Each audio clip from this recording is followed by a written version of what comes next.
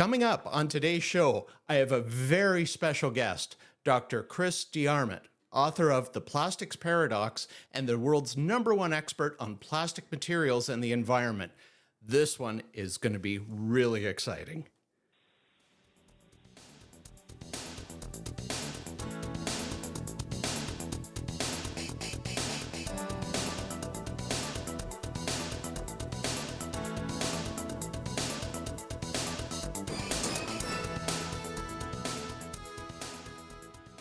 Welcome to the show. I'm your host, Kurt Stahle, that plastics guy. Thank you so much for joining me today. If you're new to the show, this is where I share my almost 4 decades of plastics industry experience with you. I'll educate, share stories, showcase innovative products, and always discuss the topics and trends that affect our industry. Today's podcast is sponsored by Fresh Start Polymers, manufacturers of commercial purging compound that is sold across Canada by my company, Microplastics Limited, where we truly have a passion for polymers. You can visit us at simcoplastics.com or contact us at info@simcoplastics.com. You, the audience, as well as myself, well, we're in for a real treat today, as my special guest on the show is Dr. Chris DeArmitt, author of The Plastics Paradox, a speaker and advocate for the responsible use of plastics and for the real truth behind plastics, be it in plastics' environmental impact or the now hot button of microplastics. Chris, I am so pleased to have you on the show, and thank you for taking the time. Thanks for having me, Kurt. I appreciate the opportunity. Great. Chris, I think we first connected back in about 2017 when I had started my YouTube channel and began posting videos about responsible plastics use, recycling, and the like. And you had actually called me regarding a video that I had posted and very kindly and graciously corrected me on one of the points that I had made. But you were very supportive of the overall message that I was putting forward, and I would have to say that I've been a big fan of yours since that time. Certainly following you on LinkedIn and seeing the multiple posts and the comments and how you handle yourself on that platform has made my respect for you grow, I'd say, exponentially. Can you tell our audience just how your plastics career started and what took you in the direction that you're in now? Sure. So I've got a PhD in plastics because it's a big area, but most people are not trained in plastics. I was studying chemistry, and I was persuaded that that would be a good specialty to get into. So that's what my PhD is in. And I should mention to the audience, I'm a scientist. I don't sell, make, or market plastics. I'm just a scientist. That's my job. And that's why I care about facts. As you've probably seen on LinkedIn, I'm not here to defend plastics. I'm just here to present facts for people so they can start making wise choices. Yeah. Oh, please go on if you had. Yeah. So I've had a career in industry. And what I do, people find it hard to imagine what a plastic scientist does, but plastics break all the time. The public's not aware, for example, that if you leave, well, maybe they are aware, you leave plastics outside. I'm looking at my trash can right now out the window, and that's being degraded by the sunlight. It's being affected by cold. It gets attacked by all kinds of things. And so there's a whole scientific area around making plastics better, making them cheaper, making them lighter, and stopping them from degrading. The public perception is that they don't degrade, and nothing could be further from the truth. The world market for stabilizers for plastic is $5 billion a year, and no one would be spending $5 billion if they didn't need stabilizers and stabilization. So that's what I do. And this thing with the environment, that's a hobby of mine. My kids were lied to at school, and that's how I drifted into reading the science on that and sharing it online. Okay. So when you say that they were lied to at school, can you give us a couple of examples of what, the misinformation was that sort of got you and motivated you to go in the direction that you're in? Yeah. I mean, my kids came home and said that they were told by their teachers that plastics take hundreds of years to degrade. And that's just an internet myth that was made up. There are hundreds of thousands of scientific articles saying the opposite. And that's one of my specialist areas. So I've been on 60 Minutes with Scott Pelley talking about how plastic degraded in the body when it wasn't supposed to. It's attacked by the body and readily degraded. Mm-hmm. And it's kind of amazing to me that there are 50 years of studies on this, and it's well known, and yet somehow the public have been hoodwinked into believing the obvious. believing the opposite. And what's even more amazing is that people see plastics degrading themselves with their own eyes, and yet still they believe the World Wildlife Fund and these people who say that they don't. I mean, I see my car headlights going yellow and misting over. I've had garden chairs that you sit on them and legs break out from under you. Yep. I've got stuff that, all kinds of things which we see degrade, and yet when somebody else tells us they don't degrade, we're like, oh, okay, I'm going to ignore the evidence of my own eyes and believe this other person. And I think, in fairness, until you have that breakage point, like with the patio chairs, I'm sure many, many people who have had plastic patio chairs have experienced that, where one leg goes out, and, that's the end of that. And it's sort of comedic, but it's an oh my God moment too. Is that person okay? But, they may see, the white chalky residue on top of the plastic, or if it's a darker color, they may see it progressively go to a lighter shade, and maybe not put two and two together and realize, oh, this thing's coming apart, and it does have a best before date. So yeah, I've encountered that in my professional career as well. And the folks who work with plastics on a regular basis, the molders and whatnot, they understand how to mold and the economics and the business behind molding. Many of them don't understand polymer science either. So we have to be here to help them in that respect. That is a problem. Polymer science started 50 years ago, and that means I like to joke that all the people who really understand plastic materials are dead or retired, because it's basically a generation ago. And so there's a huge vacuum of knowledge. Even the big companies don't seem to know what they're doing anymore. All the specialists are gone.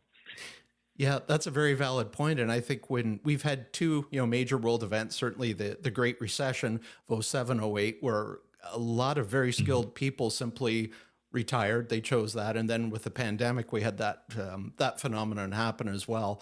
And a tremendous amount of institutional knowledge across all industries, not just the plastics industry, just kind of disappeared. And we're left to pick up the pieces and re-educate. Certainly in what I do selling resins, I don't mind doing that at all. I think that's part of the value add that I can bring to the table. But I'm very thankful, as are many people in our industry, that people like you come and really talk nonstop about what's really happening with the materials themselves. So we're very thankful. So yeah. I like to joke with my customers, I'm old enough to know something and young enough not to be dead. So I'm in the sweet spot. Well, stay in the sweet spot for a while, please. Chris, tell us a little bit about the book that you put together, the Plastics the Plastics Paradox, and specifically what motivated you and how did you compile the research for it? Well, as I said, I am a specialist in plastics degradation. I've read thousands of studies on that. So I was able to debunk that myth, but then I thought, well, how much of this other stuff that we're hearing is true? What about litter? What about waste? What about ocean plastics? What about microplastics? And so I started going down this rabbit hole of reading all the science on those areas. And what a normal person does is either just believe a headline or they read one study that agrees with what they would want to be true. But real science is much more hard work than that. So if you really want to understand something, you would have to read, let's say, 100 studies, peer-reviewed studies on microplastics, and only then make up your mind once you've seen the evidence, which is the opposite of what a layperson usually does. So that's why I had to read hundreds of studies covering all of those topics. And once I'd seen the evidence, then make up my mind and then present it in the book. And so it kind of went out of control. I read 400 or 500 studies to do the plastics paradox and cover all of those areas. And the reason it's important to cover all of them is I've seen people who only study ocean plastics, and they say, oh, well, the answer is to get rid of plastics. But if you check the life cycle studies, getting rid of plastic increases harm in 90% of cases. So that would be a terrible idea. And that's the kind of solution, bad solution, negative solution that doesn't work if you only look at your topic through blinkers and don't consider the whole picture. And that's why I wanted to read the science on all of it and then share it for free. So I want to make this clear. I read all of those hundreds of studies for free and then shared the book for free in 5 languages. There's not even you don't even have to give your email address. You just click on the language you want and the facts are there for free. That's fantastic. How long did it take you to put this together? That took really ages because I was starting from zero, and I had to read all of that science to be sure of the facts. And let's be clear, I'm not even interested really in plastics and the environment. I'm only interested in what's true and solving problems. So I'm not actually passionate about plastics and the environment, but I am passionate about not teaching our kids lies and making policies that make sense based on things that are true. And since then, I think I've mentioned to you that somebody said, hey, it's been almost 5 years, why don't you write a new book? And so I thought, you know what, it's time. So now I've read 5,000 studies and took me thousands of hours. Wow. And writing the new book took much less time because I'd already spent years and years this time gradually reading the science instead of doing it in one giant go. Right. So when you did this, were there some aha moments, or how did I put this? Was it building more nuance upon nuance to get to what's actually happening? What usually happens when you study a new subject is that it starts off being very confusing, and you read more and more, and then one day it's like a jigsaw puzzle. All the pieces fit together, and you understand the full picture and what the solutions are. And that's basically what I do for a living. I go out, I find, I'm great at finding data, and then the solutions often just become obvious. So let me give you one example. If there are 30 studies in the world on grocery bags, and every one says that the plastic bag causes least impact, it would be a really bad idea to ban or tax the solution that causes least impact. And so that's what you find if you check the facts. Over 90% of the time, plastic is reducing waste, reducing greenhouse gas, reducing fossil fuel usage, and reducing overall impact. And so, and the science is done, right? These are not paid by the plastics industry. These are hundreds of studies at universities all around the world coming to the same conclusion again and again and again. And so that's the sad part, that the facts are done. We've paid for the research with our own taxes, and nobody's reading any of these studies, which can be found in 5 minutes through Google. You could literally type life cycle bag into the Google search bar and find these PDFs right now if you wanted to. Right. And what you're saying, that doesn't negate the fact we have to have respect for this particular commodity and how we treat it throughout its life cycle, and proper recycling where applicable. That doesn't negate these two facts. They can coexist. We have to be respectful of the commodity, use it wisely, leverage it economically and environmentally, but also take responsibility for it after the fact. Yeah, that's right.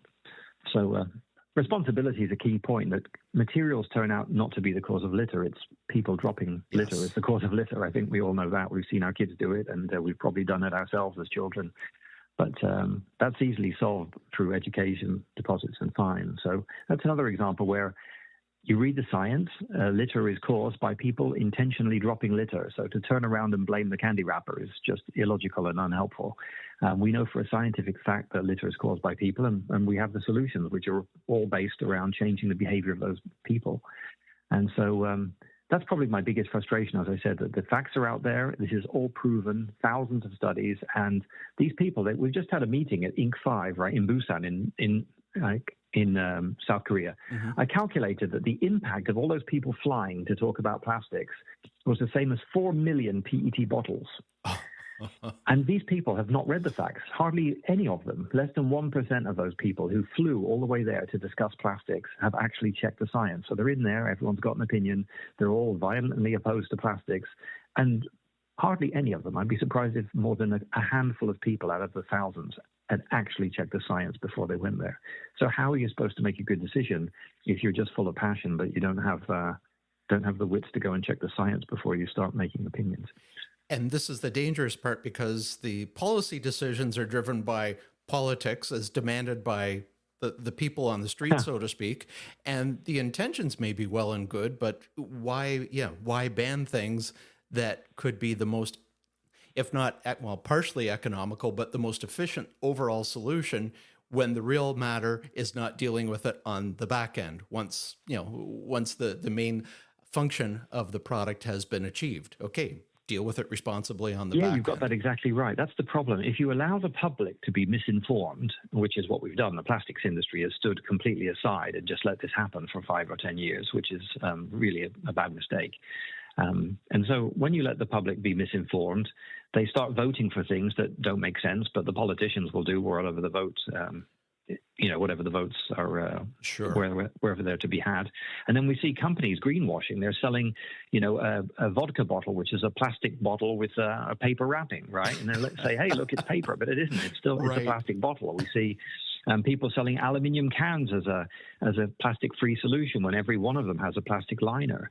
We see people selling paper cups as if they're green when the lining of that is polyethylene, right? So there's all kinds of crazy solutions come out. When you educate the public and the customer, then people start buying things that make no sense and voting for things that make no sense. And that's the real shame of it. People who care are actually increasing harm and wasting their money on solutions.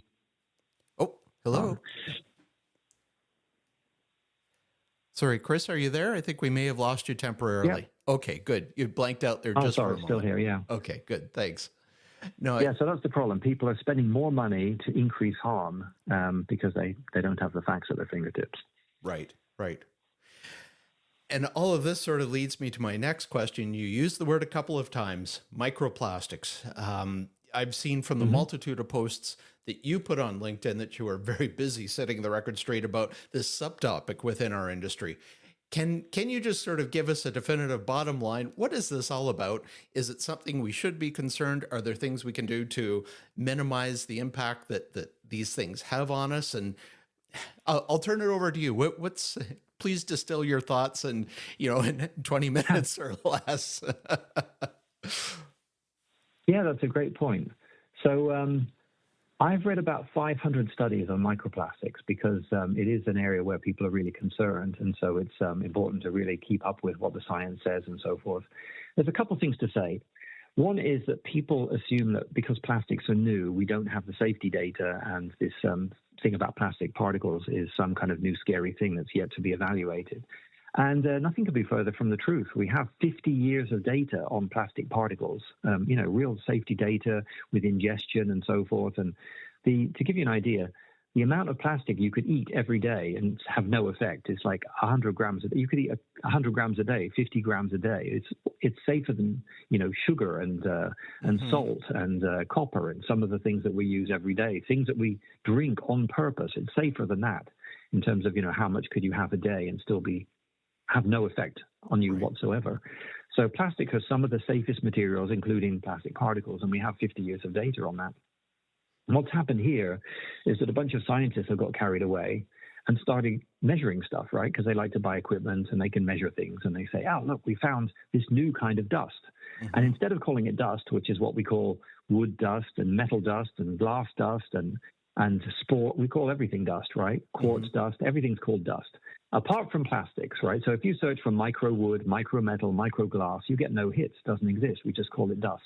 But what they've done here is they've taken plastic dust and rebranded it microplastic to make it sound scary. And then they've made study after study after study. And it's a shame because we have the answers here. We know the concentrations. We know the sources. We know that it's not toxic. And people are making a fortune and a lot of fame by just spreading this information. And I calculated actually how much money we're wasting on this. And the number is, let me just read it from the new version of the book. So doing 6,000 studies a year on microplastics, scientists showed that about 90% of them are invalid, completely rubbish junk science that never should have been paid for. And we're spending $200 million a year of our own tax money to pay for this junk science when we already have the answers.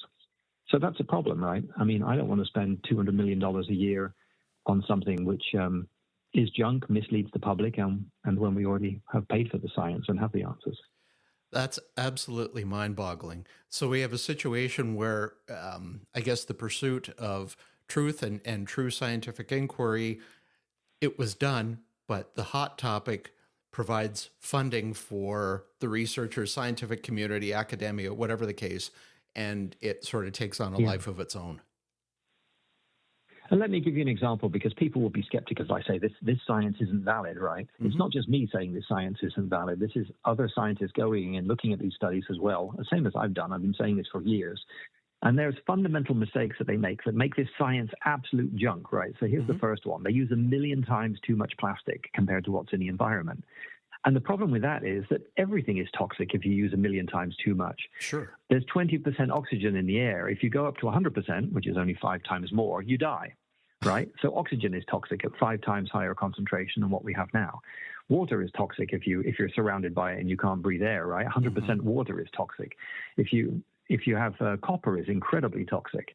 So the problem with these studies is, one, they're using 1,000,000 times too high a concentration, which makes the study complete junk to be thrown directly in the garbage can, and these professors should be stripped of their titles and sent home and employed in other fields if it were up to me. I mean, that's how diabolically bad this science is. The second problem is that they use a kind of plastic for these studies that doesn't even exist in the environment. They buy this special kind of lab plastic, which nobody's exposed to. Okay. And so that makes their studies invalid as well. And then the other fundamental mistake they make is they don't compare the plastic particles to any other particles. And when you do that, when you compare, let's say, plastic to clay, which is what's in dirt, or cellulose, which is what plants are made of, you find out that they have the same safety as cellulose and clay, right? They're the same toxicity, meaning non-toxic. Okay. So there are really incredibly bad studies going on, which are just designed to scare people by using unrealistic conditions.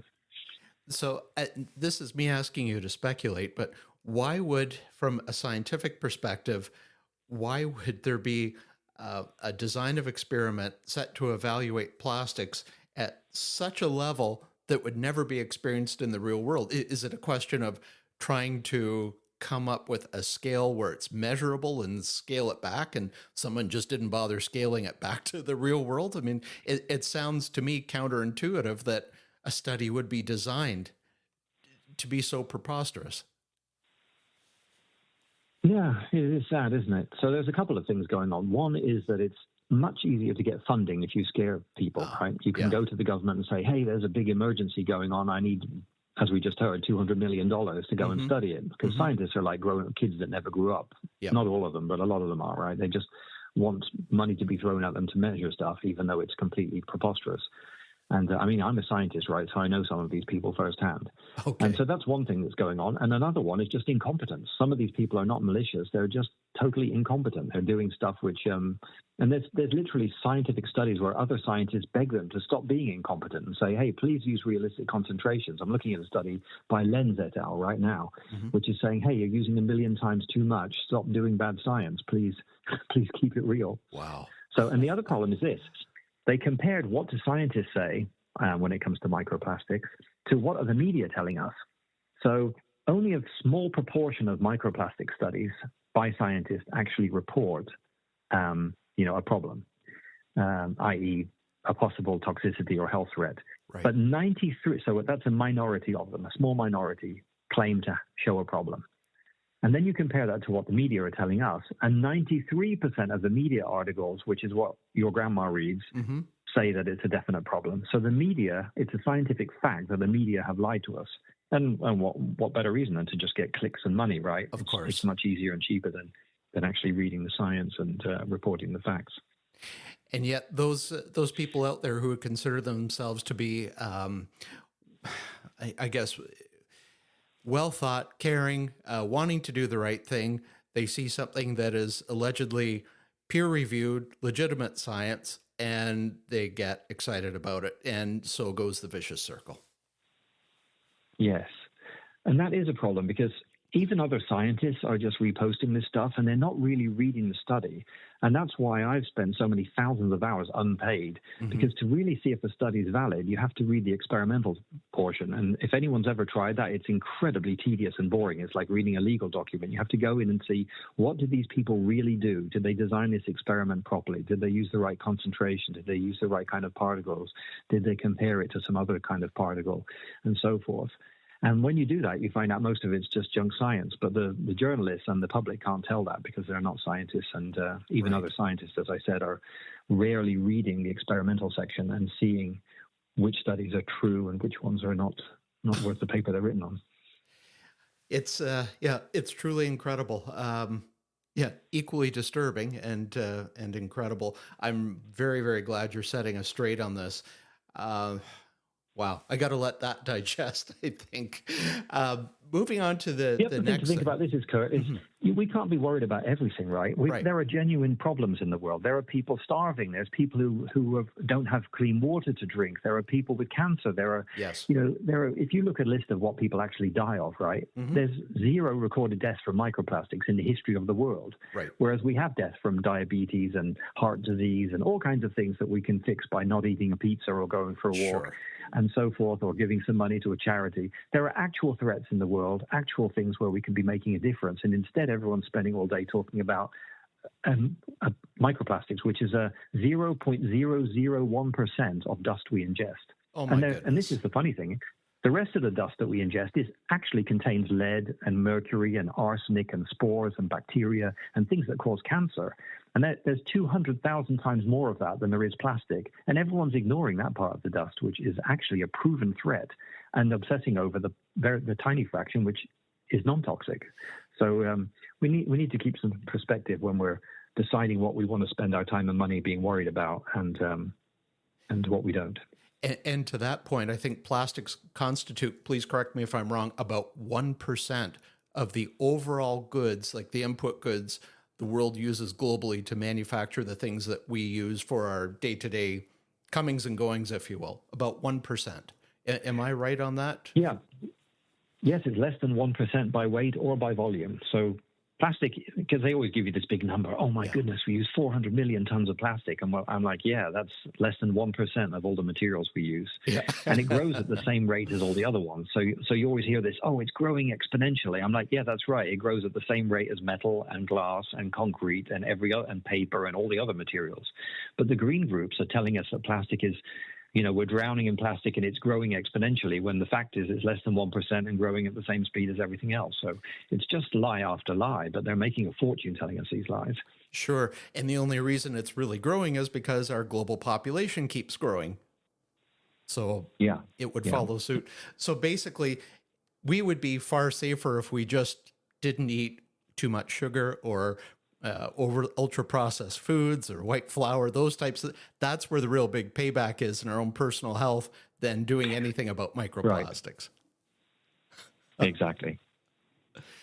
Chris, the last thing that I'm going to talk to you about, and I think this is super important as well. Can you tell us about the nonprofit organization that you've started, what it's trying to do, where the funding's going, and how we can help support it?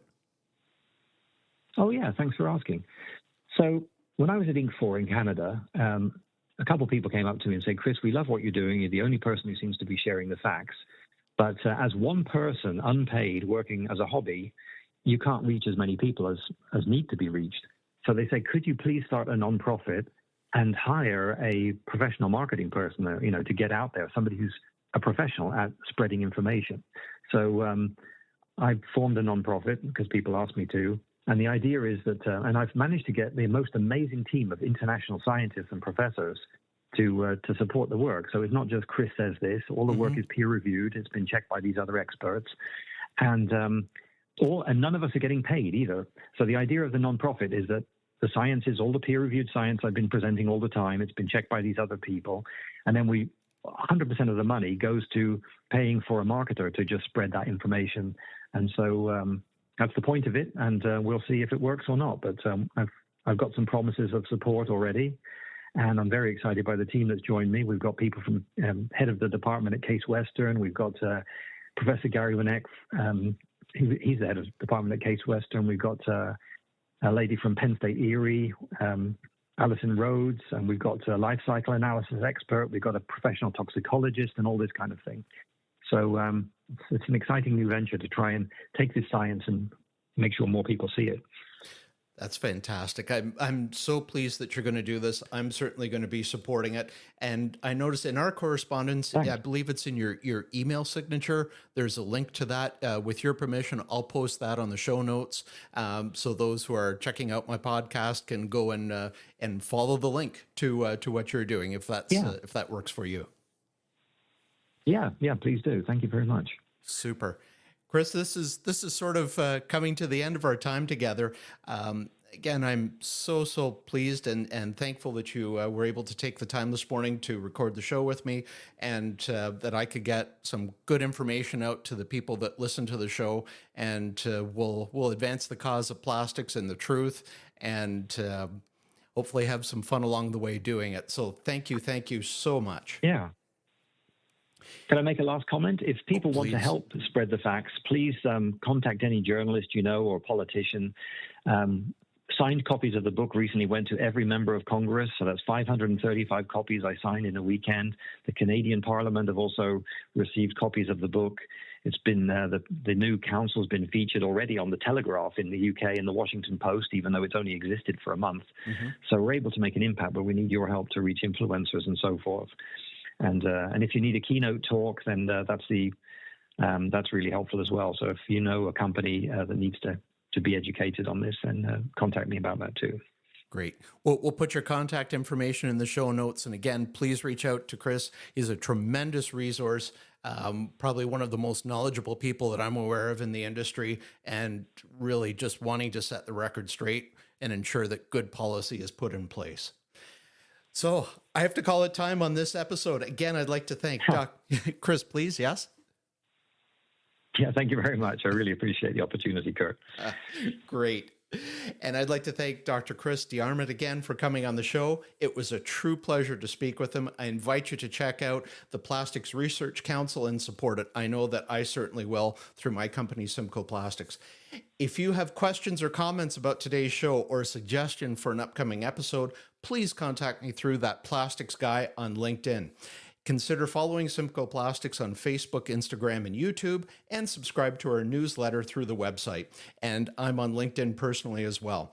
We're working on a December newsletter that we should have out within maybe a week and a half, certainly before the holiday break. And I'll have some exciting news to share with you in the upcoming 60 to 90 days. Thanks again for listening. Take care, and bye for now.